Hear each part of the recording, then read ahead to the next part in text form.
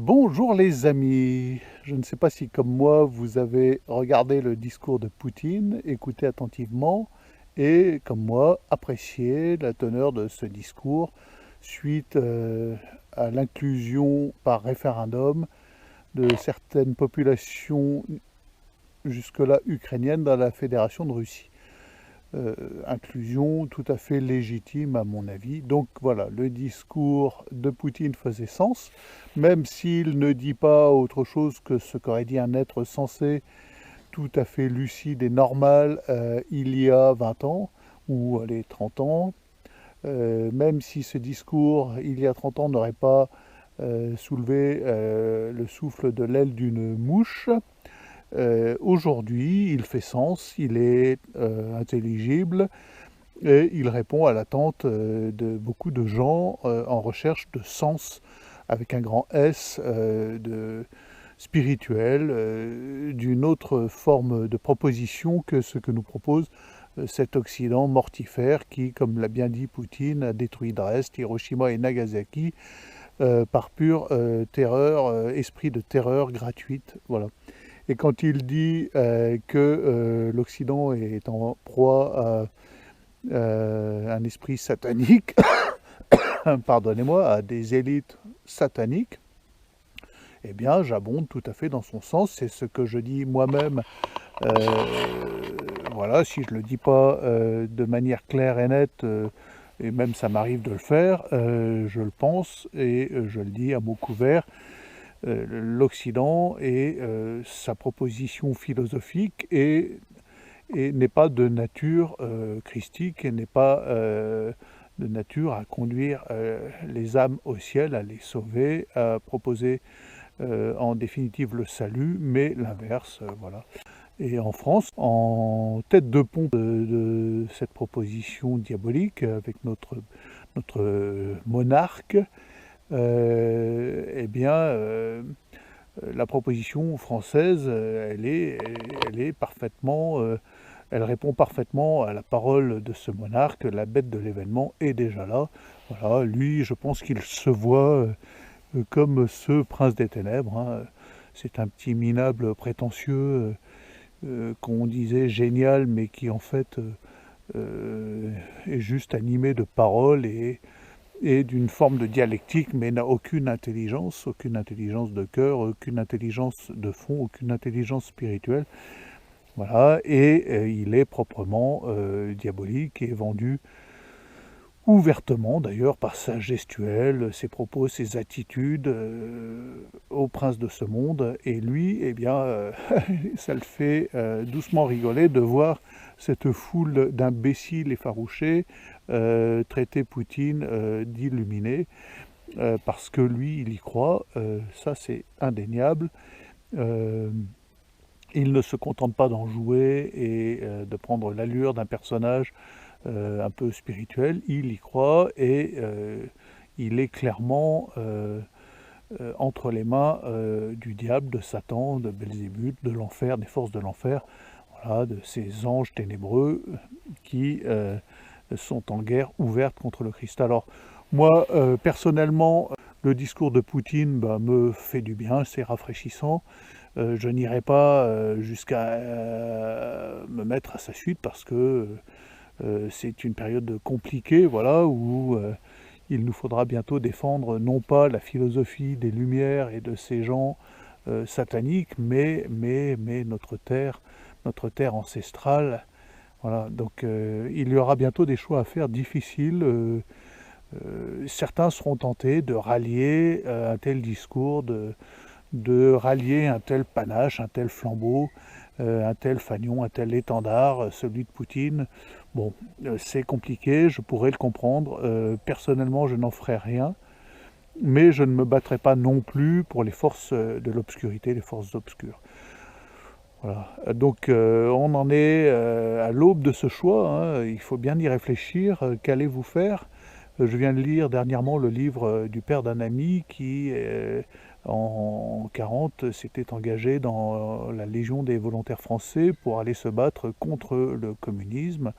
Alors pour ceux qui ne connaissent pas, il a donc revêtu l'uniforme allemand en pleine période déchiré, voilà, pour prendre parti contre. Ça ne le faisait pas adhérer pour autant à l'idéologie nazie, je pense, pour avoir lu son livre, nulle part on le voit adhérer ouvertement à l'idéologie nazie, mais le seul moyen de se battre contre le communisme, il a 18 ans, donc tout jeune, et par idéalisme pour se battre contre le communisme, il pense que c'est ce qu'il y a de bien, et c'est un choix aujourd'hui que l'histoire nous porte à critiquer, bon, parce que de toute façon ce sont les vainqueurs qui écrivent l'histoire, mais n'en doutons pas, nous serons nous-mêmes confrontés à des choix aussi difficiles, et il faudra faire le bon choix.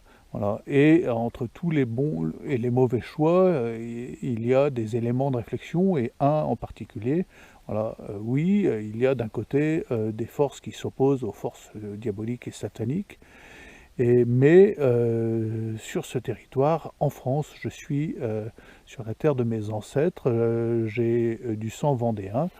On retrouve la trace de certains de mes ancêtres qui ont été assassinés à Nantes, qui ont été noyés dans des gabarres au cours d'une période sombre qui s'appelait les Noyades de Nantes. Il y a eu bon nombre de mes ancêtres passés au fil de l'épée. Je suis le descendant d'une fratrie de 18, oui, ça existait à l'époque, et le petit dernier a été sauvé et a pu transmettre le sang de la lignée. Et donc on porte ça dans nos veines et on défend notre... non pas la terre en soi, mais même si symboliquement elle a quelque chose de sacré. La terre de France, la terre de nos ancêtres, est-elle plus sacrée que la terre de Russie, la terre d'Angleterre, la terre ou le sable d'Arabie? Bon, elle est sacrée pour nous, voilà, parce que le sang de nos ancêtres y a été versé pour que nous puissions y vivre. Ça, les pacifistes à la mort moelleux, les antinationalistes, les antipatriotes ont tendance un peu à l'oublier. Donc c'est ce qu'on doit prendre en premier en ligne de compte, non pas l'idéologie mortifère des Macron. Voilà, il faudra trouver un moyen de demeurer chez nous, et s'il faut se battre pour ça, on se battra pour ça, et même si ce doit être contre des Russes, voilà. Même si nous partageons certains points importants du discours de leur président actuel. Là, il faut bien être d'accord sur ces choses-là. Donc voilà, je voudrais en commentaire qu'on discute. Je pense que une partie de l'Église catholique aujourd'hui, incarnée par le Père Mathieu de TikTok, vous irez voir, une partie de cette Église nie définitivement l'existence du diable. Beaucoup de clercs le nient, l'existence du diable et de l'enfer. On pratique aujourd'hui, sous la coupe dictatoriale de M. Bergoglio, la théologie du salut universel. Ça se vérifie encore dans des textes comme Desiderio Desideravi, dont j'ai fait une petite recension point par point, qui montre voilà, que nous sommes tous sauvés, que la notion de sacrifice est exclue de la messe, et la notion propitiatoire en est exclue aussi. Bon. Et donc vous irez voir Mathieu TikTok, il le dit clairement, et il n'est pas désavoué, jamais, il est même invité par ses évêques. Ce qu'il dit, à mon avis, est pire que ce que racontait en son temps Monseigneur, entre guillemets, Gaillot. Voilà, l'enfer n'existe pas, c'est une fable moyenâgeuse, et je pense que c'est le reflet de la pensée actuelle de cette Église catholique qui est à partie liée avec le monde, qui est devenue scientiste, qui croit dans les fables scientifiques modernes, et qui nous annonce que nous sommes tous sauvés. Sauf que nos ennemis, eux, eh bien, ils y croient au diable, et non seulement ils y croient, mais ils le fréquentent de manière assez ouverte, c'est ce que je pense. Voilà, je veux bien lancer la discussion en commentaire, dites-moi ce que vous en pensez, que pensez-vous du diable? Voilà, moi c'est pas que je pense qu'il existe, c'est croyant en Dieu et pensant, étant persuadé de la véracité des évangiles et de la Bible. Je ne remets absolument pas ça en question, l'enfer existe bel et bien. Je n'irai pas à dire comme certains, un ami prêtre, que 99% 99% de la population va en enfer. Bon, je pense que le bon Dieu sonde les reins et les cœurs et accorde le bénéfice d'un acte d'amour à chacun d'entre nous, au moins un acte d'amour dans notre vie, parce que si nous allions tous en enfer, ça serait plutôt un échec de la part du bon Dieu, je pense. La théologie du salut catholique, on va dire, et pas du salut universel. Mais je pense qu'il existe bel et bien et qu'il y œuvre des démons et des anges. L'enfer est gouverné par des créatures proprement démoniaques. Il faut le dire, il faut le réaffirmer avec force aujourd'hui. Et eh bien, le prince de ce monde, c'est une de ces créatures et ça, j'en suis moi persuadé. Donc dites-moi ce que vous en pensez en commentaire. Pensez-vous, comme le monde, que l'enfer est une fable moyenâgeuse, comme le père Matthieu, prêtre catholique du diocèse de Sens, qui l'affirme haut et fort, le diable est une fable, il n'y a plus de péché mortel, il n'y a pas de péché mortel, rien ne vous empêchera d'être sauvé, d'aller au paradis. Faites ce que vous voulez, les amis.